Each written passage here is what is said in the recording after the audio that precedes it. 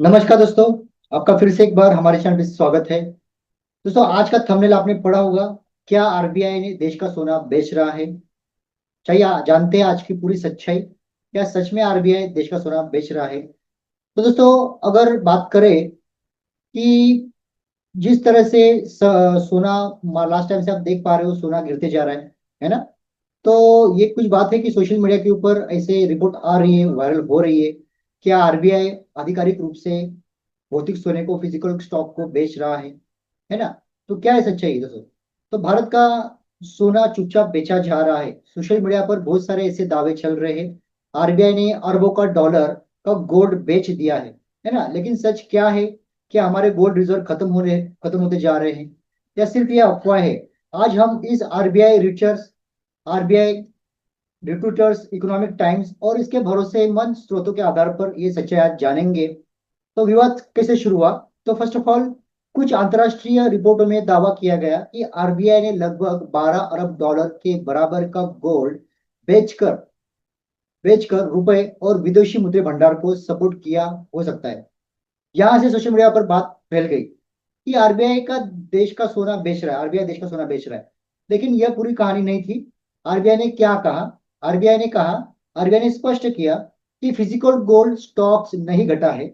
RBI के पास लगभग 880.52 ton का सोना अभी भी पड़ा हुआ है।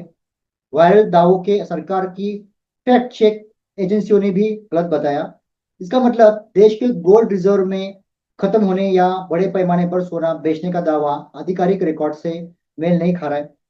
फिर खबर क्यों बनी? तो खबर खबर इसलिए बनी, दो बातें एक साथ हुई। जैसे कि आरबीआई ने डॉलर मार्केट में इंटरवेंशन किया। रुपए का बहुत ज्यादा कमजोर होने से रोकने के लिए आरबीआई ने विदेशी मुद्रा बाजार में डॉलर बेचे। और यही केंद्रीय बैंक का सामान्य काम है ना? तो गोल्ड रिजर्व की दूसरी बात थी, गोल्ड रिजर्व की वैल्यू बदलती रहती है। तो गोल्ड रिजर्व की वैल्यू अंतर्राष्ट्रीय सोने की कीमत के ऊपर नीचे होती है। यदि गोल्ड प्राइस गिरे तो रिजर्व जो वैल्यू है कम दिखा सकती है, जबकि गोल्ड की क्वांटिटी वही रहती है। क्या आरबीआई सोना खरीद भी रहा है? जी हाँ। पिछले कुछ वर्षों में आरबीआई दुनिया के उन केंद्रीय बैंकों में रहा है जिन्होंने गोल्ड रिजर्व में अपना हिस्सेदारी बढ़ाई है। साथ ही भारत ने अपने कुछ गोल्ड रिजर्व के विदेशी वापस भारत में भी मंगाया, ताकि घरेलू सुरक्षा और बढ़ाई जा सके, है ना? और आरबीआई अमेरिका के बॉन्ड्स को क्यों कम कर रहा है? क्योंकि हाल की रिपोर्ट के अनुसार हम देखते हैं कि आरबीआई ने अमेरिका ट्रेजरी होल्डिंग कम किए, क्योंकि जो बॉन्ड जो है उसका जो होल्डिंग कम किए, उसका उद्देश्य रिजर्व को डाइवर्सिफाई करना माना जा रहा है। जो हमारे रिजर्व है वो डाइवर्सिफाई किए जा सके, इसके रिस्क कम किए जा सके, गोल्ड और अन्य असेट को और महत्व बढ़ा सके। और इसका मतलब यह है कि भारत अपना गोल्ड रिजर्व बेच रहा है। नहीं, इसका मतलब यह नहीं कि भारत अपना गोल्ड रिजर्व बेच रहा है। तो गोल्ड रिजर्व क्या होता है?